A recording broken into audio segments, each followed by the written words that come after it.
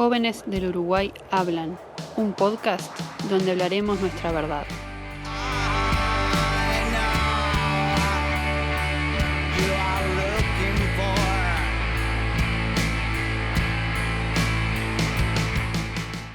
Aristóteles dijo, cualquiera puede enfadarse, eso es muy sencillo, pero enfadarse con la persona adecuada, en el grado exacto, en el momento oportuno, con el propósito justo y del modo correcto, eso ciertamente no resulta tan sencillo. En este episodio hablaremos sobre el enojo. Antes de escuchar a los invitados, quiero contar qué es lo que he aprendido sobre esta emoción últimamente. El enojo es útil para marcar límites. La emoción del enojo aparece cuando sentimos que hay algo que está amenazando en nuestro límite personal. Es una emoción que nos indica qué es lo que no toleramos en este momento presente. Permite que reconozcamos que hay una fuerza disponible que se puede usar para responder o accionar. También indica lo que no queremos y lo que nos molesta. El enojo es inútil cuando nos domina, cuando se canaliza de forma violenta, cuando nos vuelve irritables, cuando nubla nuestra percepción y conduce nuestras decisiones, cuando nos aleja de nuestros valores, por ejemplo, de la generosidad, del respeto, de la paciencia, cuando nos aísla de los demás y cuando no lo podemos expresar y se transforma en apatía. Sobre esto encontré un texto que dice, como tu enojo y tus límites son tan importantes, hay otra emoción a la que llamo estado enmascarado que aparece cuando no podés poner límites o hablar tu verdad, la apatía. La apatía aparece al no tener la energía o el permiso para trabajar con el enojo de manera adecuada. Esto sucede cuando no podés marcar tus límites, cuando no podés denunciar problemas o injusticias que ves y te sentís incapaz de accionar en tu entorno. Una de las preguntas que les hago a los invitados de este episodio es sobre las creencias que tienen sobre el enojo y quiero compartir cuáles son mis creencias que me cuestioné hace poco y me parece que probablemente muchos las compartan. Creencias que tengo sobre el enojo y que estoy cuestionando. El enojo es peligroso, te vuelve un monstruo, te hace mala persona, te vuelve insoportable, alguien repelente, repulsivo, te deja solo. Me di cuenta que estas creencias sobre el enojo en realidad son creencias sobre cuando el enojo no se gestiona de una manera útil, sino que es una emoción que domina y que conduce las acciones de una persona que no tiene control sobre esa emoción. La primera voz femenina que van a escuchar escribió el texto que voy a compartirles a continuación. En caso de que luego me dé permiso, les voy a dejar el Instagram acá abajo en la descripción del episodio. Criada en mi condición de mujer para ser conformista, callada, complaciente y decir sí a todo, por algún tiempito fui crítica diplomática, pero ya no más. No quiero que escuchen de mí lo que quieren escuchar. No quiero que esperen de mí algo que no me interesa y que no quiero hacer. Ser así me ha llenado de rabia, pero ya no la puedo guardar, me desborda. ¿Qué dice la rabia? ¿Para con quién es la rabia? ¿Para conmigo? ¿Para con los demás? ¿Para con todos y con todo? No lo distingo. ¿Cómo la gestiono? ¿Cuánta rabia he guardado a lo largo de mi niñez, adolescencia y juventud? ¿Cuál fue la gota que rebasó el vaso llenito de rabia? ¿Qué tipo de dolor produce la rabia en el cuerpo, en la mente y en el alma? ¿Cómo gestiono ese dolor? ¿Qué hago con él cuando me siento toda tomada? Ser la intensa, la pesada, la rompepelotas, la ruidosa, la quejosa, la loca de mierda, son las consecuencias de animarse a expresar. No es para cualquiera. Vivimos en una sociedad y somos seres sociales. ¿Qué pensarán de mí? No puedo quedar mal. Después de escuchar lo que respondieron los invitados, vamos a poder escuchar a la profesional Natalia Santellán hablando de la agresividad saludable que tiene que ver con esto de las emociones y de cómo poder hacer un uso asertivo y saludable de la energía que tenemos disponible para hacernos nuestro lugar en el mundo sin necesidad de ser violento o agresivo en el sentido negativo de la palabra. ¿Podés identificar cuáles son tus creencias sobre la emoción del enojo?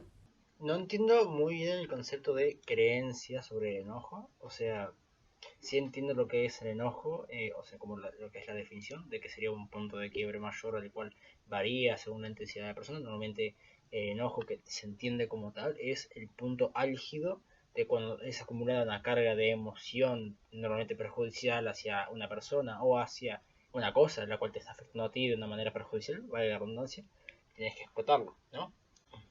O sea, entonces no entiendo muy bien eso de cómo se define creencia. Lo que sí logro entender es que no hay más, no es solamente un tipo de enojo. Hay varios tipos de enojos. Hay enojos, hace iras, que puede llegar a ser una ira explosiva, una ira que es recurrente, una ira silenciosa, la cual se acumula hasta planificar su momento para poder no explotada de una manera ruidosa, pero sí de una manera grave y notoria. Hay distintas formas de expresar lo que es la ira, el horror de no poder a veces gritar, la incapacidad emocional de liberar a veces algo que te estés aferrando como tal. Esas cosas, por ejemplo, eso podría entender como si fuera la emoción del enojo, una expulsión de algo lo cual nos perjudica, lo cual tenemos que gritar porque si no nos hace de manera inherente mal como tal a los seres humanos. En cuanto a creencias sobre el enojo, creo que siempre estuvo la idea de que el enojo era algo malo, algo que no debía sentir, algo que tampoco tenía el derecho a sentir, algo que también por ser mujer no debía sentir o expresar, el enojo, la rabia, eso por un lado. También me hicieron sentir que mi enojo era como exagerado, como una exagerada por enojarme por ciertas cosas, por sentir rabia por ciertas cosas. Y bueno, hoy en día no creo que el enojo sea ni una emoción ni buena ni mala, sino que es una emoción, es algo que se siente y que tiene que ser expresado o que se va a expresar de alguna forma en algún momento y está de más poder identificar lo que nos enoja. También pienso que hoy en día es imposible no enojarse con todas las cosas que pasan en el mundo, en general, en todo el mundo y en la cotidianidad, las injusticias, las violencias que hay. Y bueno, es coherente, por decir así, enojarse con todo lo que pasa. Y por otro lado también creo que el enojo tiene tremenda potencia porque el enojo muestra un montón. También a partir del enojo nos podemos revelar. Entonces creo que el enojo, eso tiene como una potencia, que dice algo, muestra algo y que viene a poner límites, ¿no? Y viene también a señalar algo que está siendo injusto, que me está invalidando, que me está invadiendo, que me está violentando. El enojo aparece en esos momentos. Creo que hoy en día con esto de cambiar mi forma de ver al enojo, no lo estoy reprimiendo tanto. En esto de que, bueno, antes pensaba que no estaba bueno enojarse o que no tenía derecho a enojarme o que era muy exagerada o que por ser mujer no tenía como el derecho a expresar ese enojo. Hoy en día, digamos, esas creencias han cambiado y bueno, eso también hace que no reprima tanto el enojo y que sienta que tengo el derecho a expresarlo, a sentirlo y a expresarlo. El enojo en realidad siento que me trae mucho a la creencia de que es algo negativo, ¿no? De que es algo que está como mal visto. Eso socialmente es algo que se ve como de una forma negativa, ¿no? Y a mí en lo personal, inconscientemente todavía lo trabajo, ¿no? En no verlo como algo negativo. Y bueno, obviamente trato de trabajarlo, trato de salir un poco de eso y poder aceptarlo, que creo que es como lo más interesante y que a mí me sirve es aceptar esa emoción. Pero bueno, en principio es un poquito lo que me pasa. ¿Cómo te llevas con esta emoción? ¿Sabes gestionarla o te desequilibra? Para serte sincero, lo que es el enojo como tal, últimamente yo he tenido, o sea, yo lo que es principalmente enojo, he tenido el tema de que tener un enojo como me enojo con la persona en específico enfrente de ella y todo. No, yo normalmente cuando o sea, lo que es enojo, me enojo haciendo alguna apretudez, jugando algo, jodiendo con algún amigo, principalmente. Ese enojo se puede decir que realmente es por muchas cosas, ¿no? De agarrar, yo tengo el problema de que me callo mucho las cosas, ¿no? Me callo mucho las cosas. De enojarme y explotar enfrente de alguien las tengo contadas. Solamente 3 veces hasta ahora es que he gritado a alguien en su cara. De hecho, hace poco que realmente grité a alguien en la cara. ¿No? Yo realmente lo que es enojarme como tal, no me enojo. Primero porque no me gusta enojarme. A mí, en mi opinión, no me gusta enojarme ni gritarles a las otras personas porque a mí me hace sentir mal y no me gusta que la gente tampoco se sienta mal. Odio cuando el ambiente se muere porque alguien grita o lo que sea, no me gusta, ¿no? Entonces, si no hay otra opción y no puede entender a una persona y tengo que enojarme, me enojo y termino gritando. Pero no soy el tipo de persona que agarra y que demuestra y que su enojo lo demuestra gritando. Soy una persona que a lo mejor el enojo tipo que está enojado con alguien te lo muestra con alguna cosita, algún seudónimo principalmente, alguna cosita por atrás principalmente. Por suerte no soy alguien que se enoja tanto de manera seguida, pero que si la alcanzas estás jodido. No sé realmente si es que gestione bien o mal el enojo. Creo que a veces no lo gestiono bien cuando creo, por ejemplo, que estoy siendo exagerada y me guardo el enojo, o cuando no expreso de alguna forma que estoy enojada, creo que ahí no lo estoy gestionando bien, porque en general me lo estoy guardando, lo estoy reprimiendo y eso después de alguna forma sale y no sale bien. Algo bueno que con respecto a la gestión del enojo es que logro identificar cosas que me enojan. Por ejemplo, lo que me resulta injusto, cuando me siento invadida, invalidada, eso me molesta muchísimo, me enoja muchísimo, me da rabia. Eso por un lado, y después otra cosa que creo que está buena es que logro identificar en mi cuerpo las sensaciones que me genera el enojo. Y si veo que esas sensaciones son demasiado intensas, ahí me doy cuenta que tengo que hacer algo. Canalizar ese enojo, expresarlo, porque, no, porque me va a hacer mal, digamos, si no lo hago.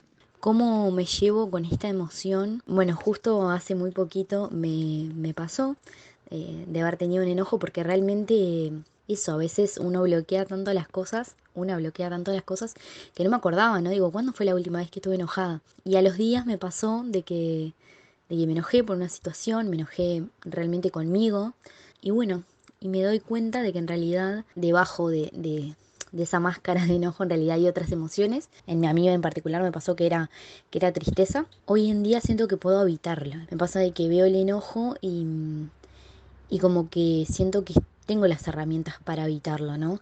Que primero que nada le tengo que, como siento yo, de poder darle voz, permitirme también estar enojada. Y bueno, y después de eso me pasa mucho que para que justamente no llegar a ese extremo de que me desequilibre, trato de incorporar herramientas ciertas que me ayuden a justamente a gestionarla, ¿no? Y bueno, una de ellas que bueno, que siento compartir porque a mí me ayuda un montón es el escribir. Ahí enseguida como que puedo detectar qué es lo que me pasa, ¿no? Es como que vuelvo realmente a mí, a mi esencia y me doy cuenta de qué es lo que hay detrás de ese enojo, ¿no? Pero sí, tuve realmente en el pasado como muchos acontecimientos en los cuales me desequilibraba un montón, me costaba un montón gestionar ese enojo, ¿no? ¿Sos de los que acostumbran reprimir el enojo? ¿Te enojas con facilidad? Esta un poco se responde con la anterior. Sí, suelo reprimir bastante mi enojo. Yo principalmente me di cuenta que últimamente me he dejado un poco enojar un poco más, liberar un poco más, pero yo suelo reprimir muchas veces lo que es mi enojo, realmente lo reprimo. Cuando algo me desagrada, cuando algo me disgusta, cuando algo no lo tomo, tipo, me enojo, pero es como que lo agarro como un mal menor, como que no debería importar, ¿no? Y suele pasar que, no sé si te digo que lo reprimo mucho, pero no le doy la importancia que creo que debería darle la importancia, ¿no? Y a veces pasa que me pongo un poco irascible o me canso rápido. De hecho, por eso yo con la gente, me pasa que con la gente no, a veces me canso de la gente como tal. Tengo como un gap, un límite de gente que tengo que estar alrededor y ahí me pongo más irascible, ¿no? Y en parte es ese enojo que a veces no lo digo, no lo hablo. Y no me gusta de vuelta tampoco hablar de las cosas que me enojan porque no me gusta preocupar a la gente. Entonces hay muchas veces que lo reprimo. O sea, hay algunas personas que le digo cuando estoy enojado, de que me enojo, pero no me gusta hablarlo en general, ¿no? Y es algo que evidentemente es malo, pero es algo que de una manera u otra la gente trata, ¿no? De una manera u otra.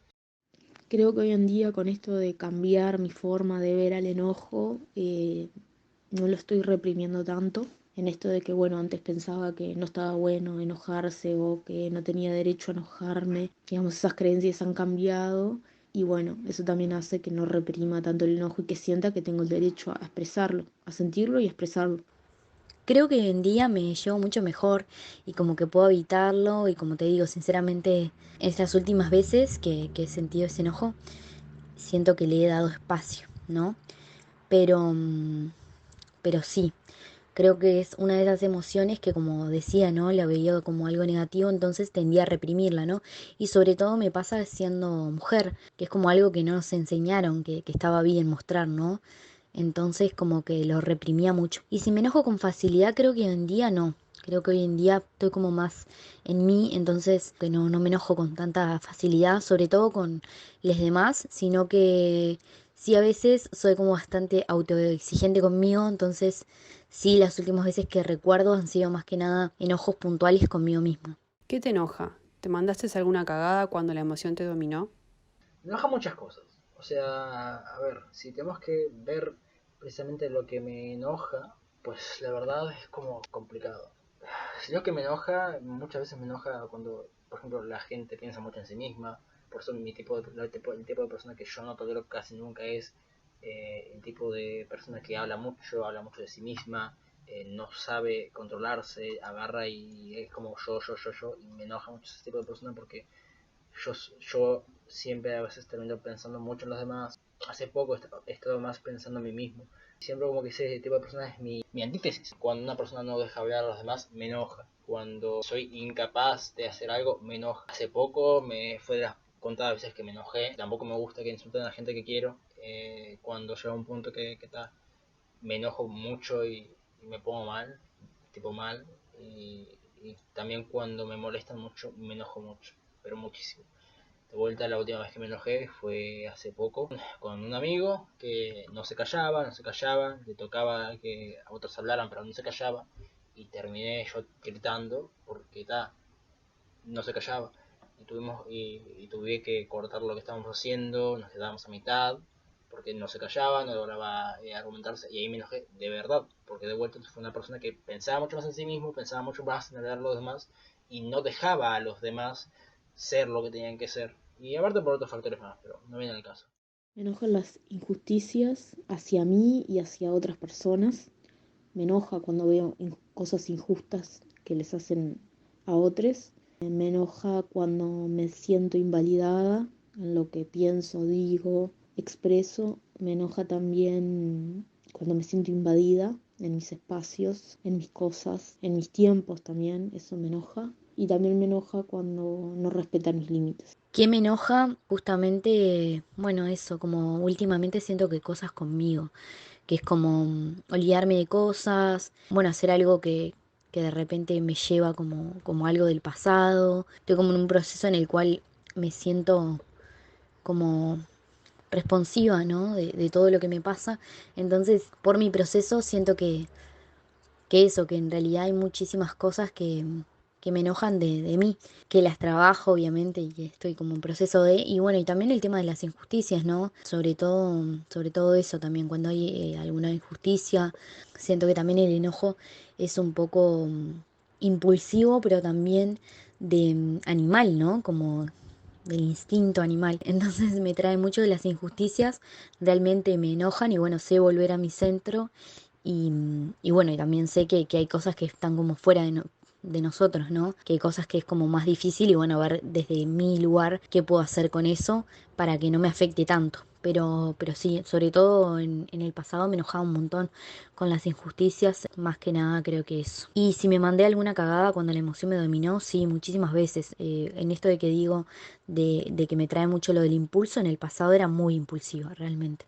Ahora como que eso, me siento más en mi centro, sé lo que puedo hacer para poder manejarlo mejor y bueno, para volver a mí y ver realmente si hay una palabra que me gusta mucho que es desdramatizar y bueno, ver si en realidad no es algo que tiene que ver conmigo, con mi propio drama. Entonces bajo un poco con eso. ¿Usaste el enojo a tu favor alguna vez? ¿Qué lograste haciéndolo? Sea a favor, a ver, lo que es a favor como a favor, en el sentido de que ponerme en una posición de ventaja en pos de haciendo que el otro se sienta mal o algo así, o se disminuya como persona, no, tipo, no he tenido ese problema realmente. No lo he hecho, no lo he usado a propósito. Sí ha sido más como un movimiento de respuesta a un agobio o a algo que para joder, o sea, no para joder a una persona, pero para disminuirla, para tomarme en apoyo de algo. Así que principalmente yo el enojo no lo utilizo para compensarme con algo, no lo utilizo para sencillamente manipular algo, porque al fin y al cabo si es para ayudarte con algo de enojo, o sea, no tiene por qué ser la ayuda, siempre tiene que ser manipulativa, ¿no? Estamos hablando de gritar el enojo, de gritar lo que te está haciendo mal, que sea para decirlo, para gritar que estás enojado, está ahí sí, pero usarlo a un favor en el sentido de manipular a alguien, no tomar unas riendas a favor mías en algún momento, no, jamás, jamás de los jamases, porque no me gusta usar el enojo como método.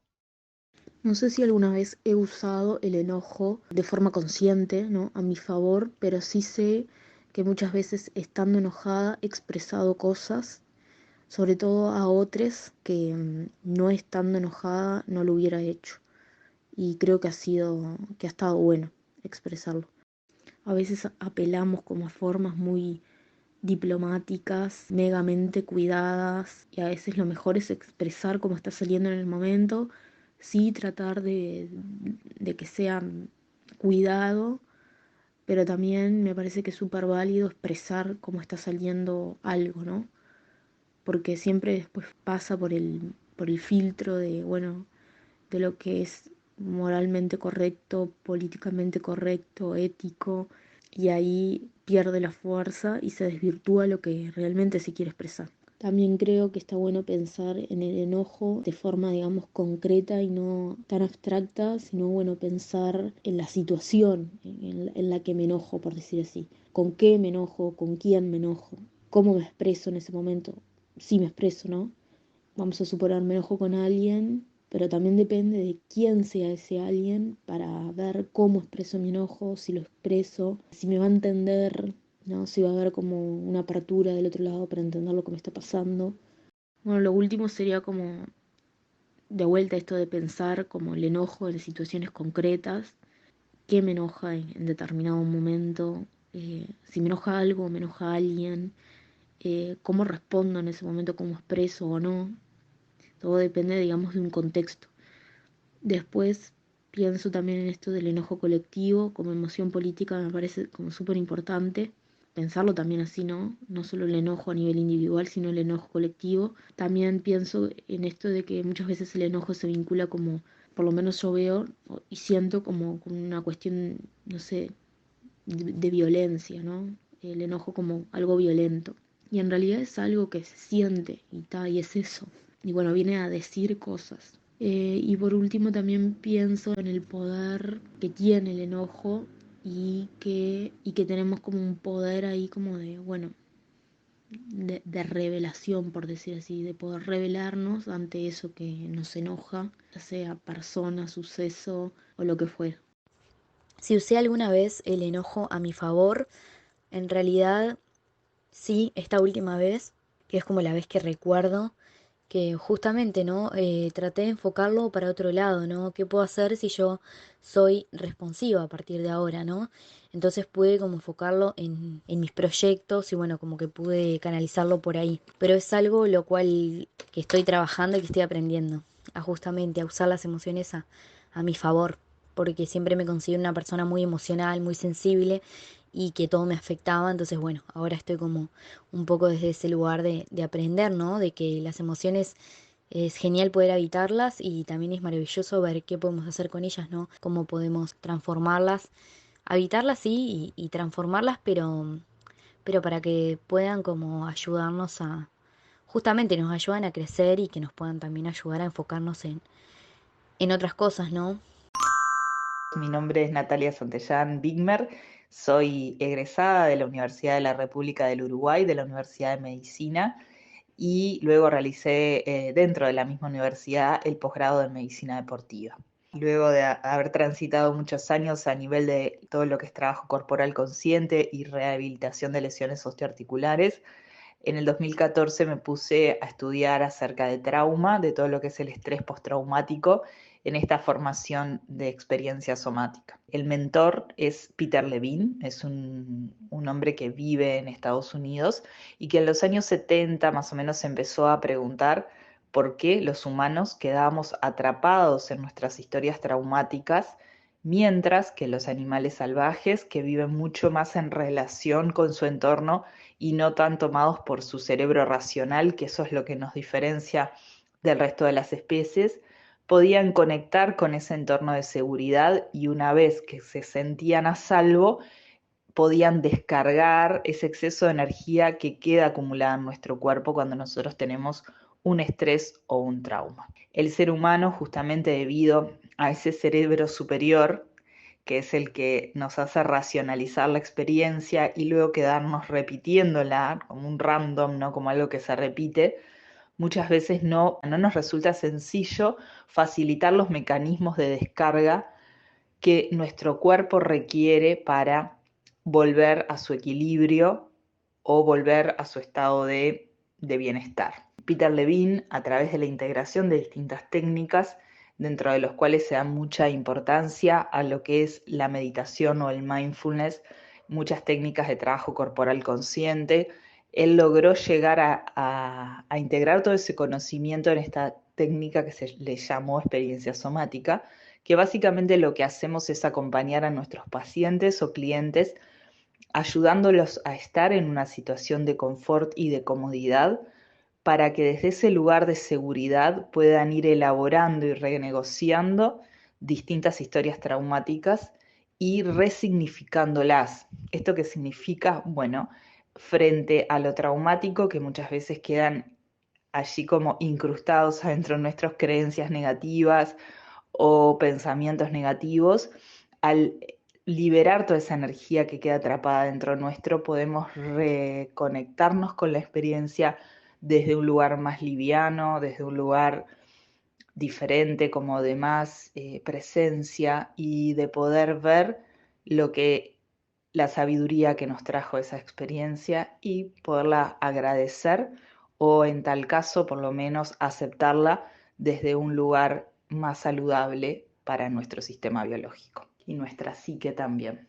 La experiencia somática es un abordaje entonces que básicamente estudia mucho el funcionamiento de nuestro sistema neurológico y se aprendió a través de una integración también de muchas técnicas, de darse cuenta que cuando nosotros ponemos a nuestro sistema biológico en condiciones, esos procesos de descarga suceden a nivel corporal y aparece el alivio, aparece la liberación emocional, aparece el cambio en la vinculación con nuestro cuerpo emocional, también la resignificación del trauma, aparece insight o darnos cuenta en relación a los procesos traumáticos, que ese tipo de pensamientos trae mucho alivio a nuestra condición en relación a lo sucedido. Es una técnica que a mí me da mucha gratificación trabajar con ella. Se trabaja desde la presencia, se trabaja en presencia con el paciente y eso se facilita mucho la conciencia apreciativa, la conciencia de estar más en el cuerpo, el retorno al cuerpo para reconectar de una nueva forma. Natalia, ¿podrías explicar qué es la agresividad saludable desde el enfoque de experiencia somática? La agresividad forma parte de una de nuestras conductas humanas. Nosotros tenemos básicamente 3 sistemas defensivos. Uno es la lucha, otro es la huida y otro es el congelamiento. Esas serían las 3 defensas básicas que tenemos los animales humanos y los animales no humanos. Nosotros tenemos un cerebro primitivo, que es nuestro cerebro más antiguo, que también se le llama cerebro reptiliano, en donde se organizan estas respuestas defensivas, y cuando nosotros por algún motivo necesitamos recurrir a estas respuestas defensivas, porque algo irrumpe en nuestro entorno, por ejemplo, un ruido o una amenaza cualquiera, nuestro sistema biológico rápidamente conecta con el sistema defensivo y lo primero que hace es tomar conciencia de qué tipo de respuesta es necesaria. Se toma una decisión. ¿Cuál de todas estas respuestas vamos a accionar? De estas 3 respuestas que nombré, en la cual una es la lucha, otra es la huida y la tercera es el congelamiento, las 2 primeras son respuestas activas, o sea, hay una acción.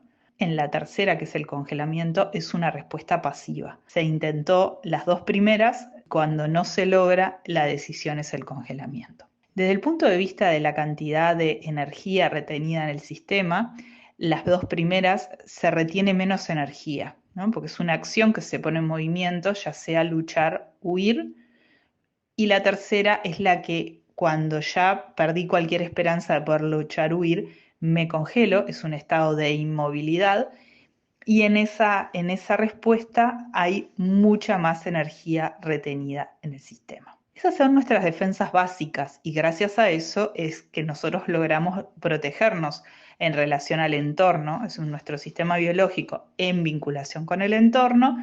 Cuando se restablece el equilibrio externo, o sea, esa amenaza pasa, nuestro sistema vuelve a un equilibrio y volvemos a un estado de tranquilidad, de conexión interna, de relajación y de regulación, ¿no?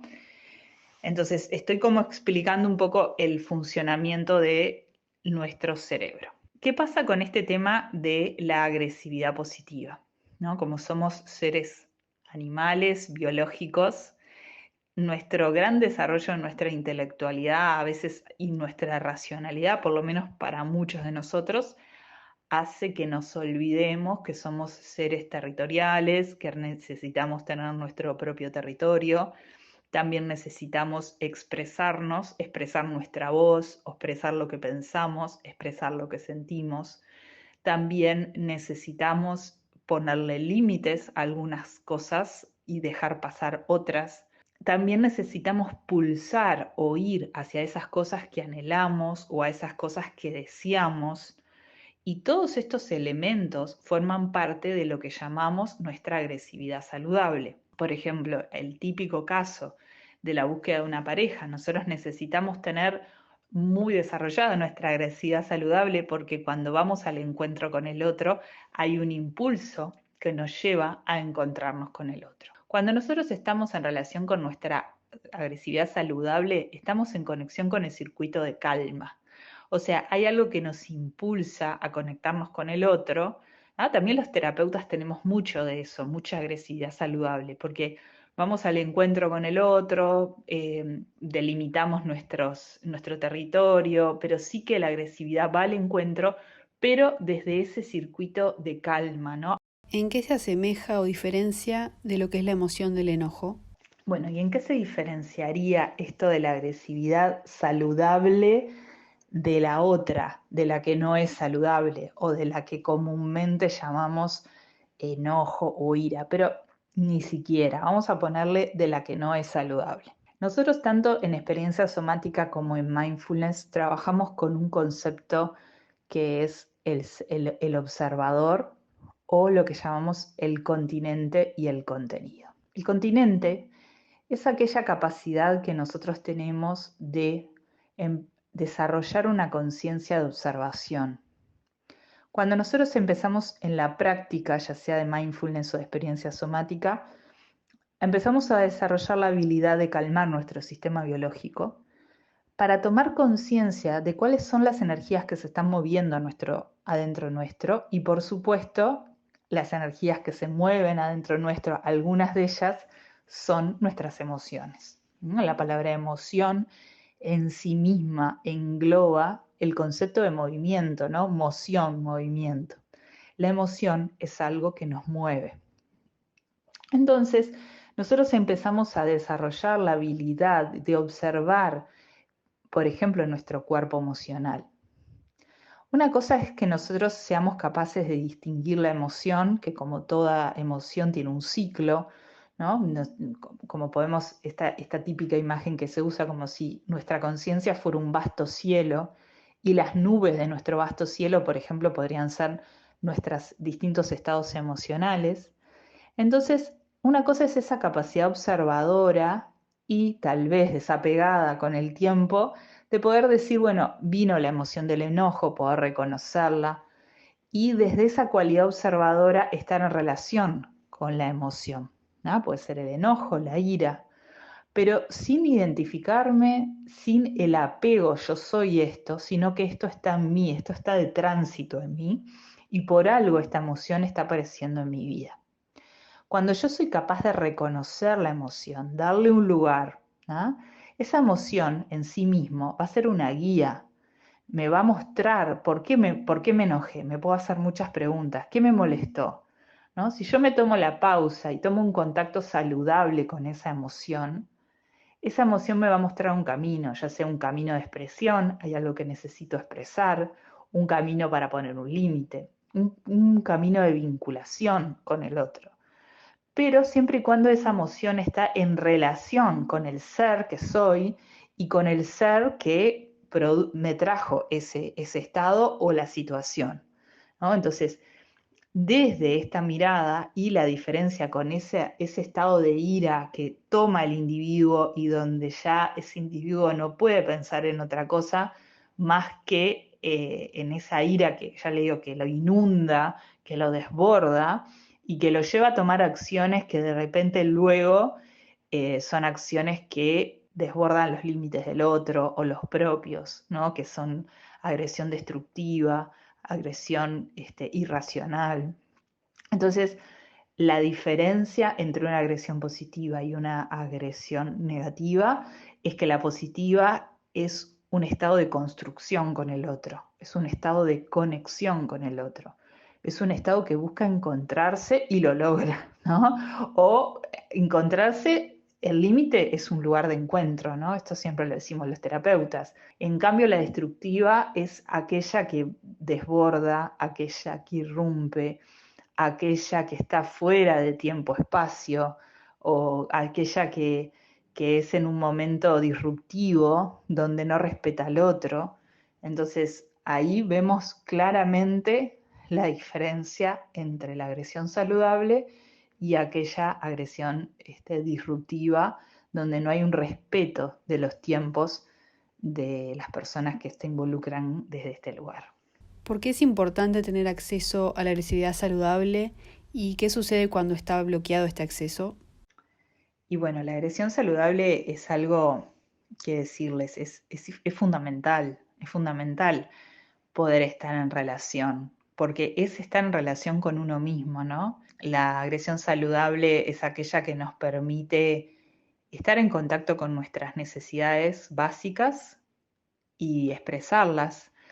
Es aquella que, o sea, cuando nosotros estamos conscientes de nuestra agresión saludable, sabemos poner límites sanos. No es una agresión que en sí misma englobe, por ejemplo, estados de miedo interno, porque cuando yo estoy en mi verdad y yo estoy segura de que eso es algo constructivo para mí, o sea, yo sé que ese límite que voy a poner es un límite que va a traer luz a la experiencia, ¿no? Al encuentro conmigo y al encuentro con el otro.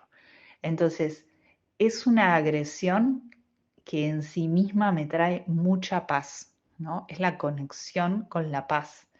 Es poder recuperar, en el caso de alguna persona que requiera trabajar la agresión saludable, si bien mayormente todos nosotros necesitamos trabajar con la agresión saludable, es recuperar la palabra adecuada, es recuperar la escucha con el otro, ¿no? Es recuperar el diálogo, el intercambio, es recuperar la mutualidad, que las relaciones sean mutuas y recíprocas, ¿no? Es recuperar el respeto por mi territorio y por el territorio del otro.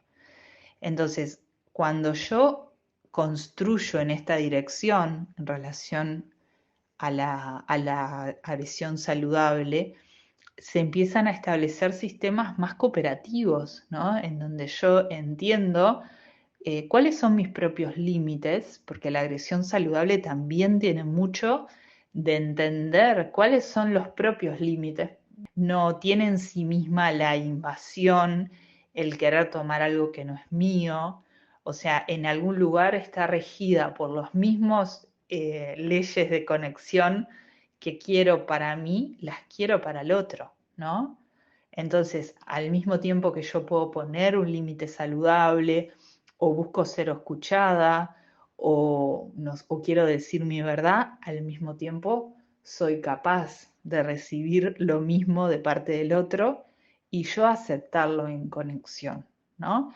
Entonces, en este sentido, podemos entender que la condición de dador y receptor son uno y la misma, o sea, la capacidad mía de poner un límite es la misma de recibirlo con calma y con alegría de saber que si al otro hay ciertas cosas que necesita y le hacen bien, a mí eso me va a traer paz. Entonces vemos la distinta cualidad energética de esta condición, en donde la agresión disruptiva es un lugar de mucha carga energética, de mucha desconexión, ¿tá? De todo lo que es justamente el sistema de neocórtex, que es ese lugar de más luz, donde yo ilumino mis pensamientos, ilumino mis sentimientos. Eso es mi neocórtex.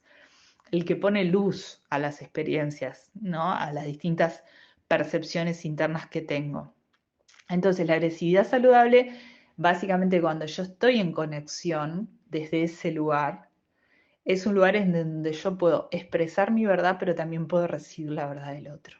Y como es un lugar que busca la integración, en realidad va, como decía, va a cambiar mi campo perceptivo. Entonces es una percepción del entorno desde un lugar de relación, que busco la conexión, ¿no?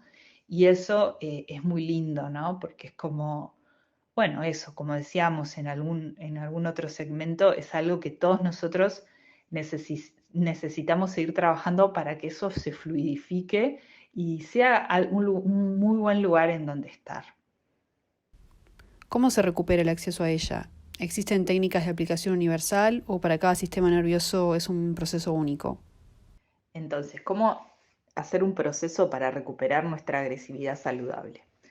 Uno de los primeros elementos importantes es la toma de conciencia, ¿no? Entender que cada vez que nosotros reconocemos que no estamos, por ejemplo, expresando algo que estamos sintiendo, ya sea una necesidad o lo que sea que estemos sintiendo, cada vez que nosotros no estemos expresando nuestra verdad, o cada vez que nosotros elegimos no poner un límite, o cada vez que, por ejemplo, no pensamos que lo que sentimos o pensamos sea importante, o bueno, y tenemos tantas situaciones de ese tipo, o cada vez que nosotros nos quedamos en una situación en donde en forma reiterada ha habido abuso o violencia, bueno, en todos esos casos nosotros no estamos usando nuestra agresividad saludable. Nuestro sistema neurológico, que es el que respalda nuestra relación con el mundo, es a través del sistema neurológico que nosotros nos vinculamos. Es él el que sensa nuestro entorno, toma una conclusión acerca de los elementos de nuestro entorno y de nuestro estado interno.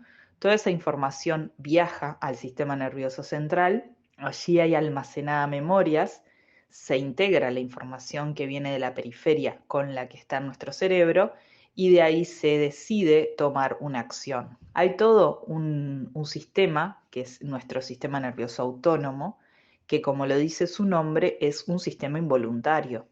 Entonces, este sistema involuntario también tiene muchas memorias de nuestras primeras etapas de vida, cuando nuestra conciencia todavía no se había desarrollado a niveles superiores. Y también hay todo un proceso a nivel de nuestra historia que va grabando memorias en nuestro inconsciente, ¿no? Entonces, cuando nosotros respondemos a la vida, muchas veces lo hacemos desde nuestra conciencia, pero tantas otras lo hacemos desde nuestra inconsciencia.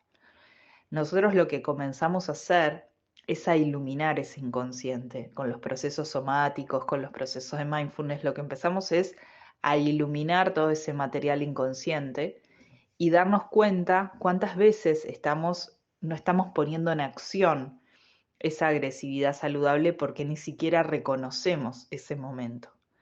Ya el hecho de empezar a tomar conciencia, reconocer estos aspectos y por supuesto a través, y eso sí requerimos un terapeuta que nos ayude a través de los mecanismos de descarga de el exceso de energía atrapada, ya sea por situaciones en las que hemos quedado bloqueados o hemos vivido episodios de mucha impotencia o de mucha frustración.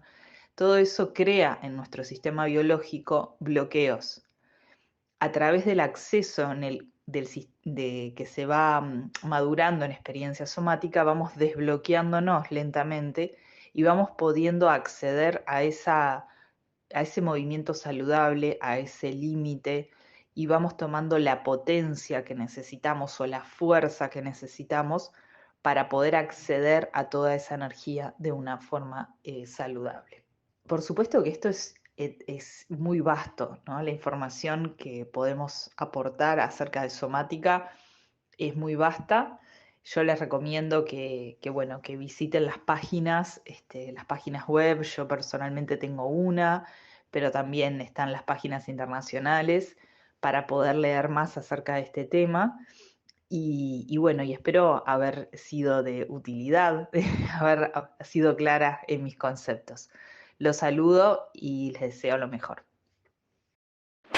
Gracias a quienes participaron y acordate que si querés participar de otro episodio podés seguirme en mi Instagram FlowerUruguay, donde en el hashtag JDUIH publico todo lo relacionado al podcast y los temas que se van a venir más adelante. Si disfrutaste de este episodio y te gustaría apoyar las horas de trabajo que hay detrás del podcast, podés invitarme con un tecito simbólico a través del enlace de Colectate que dejaré en la descripción. El valor lo das vos. Dejo como referencia 180 pesos, que es lo que sale actualmente un té en la cafetería de La Sirena.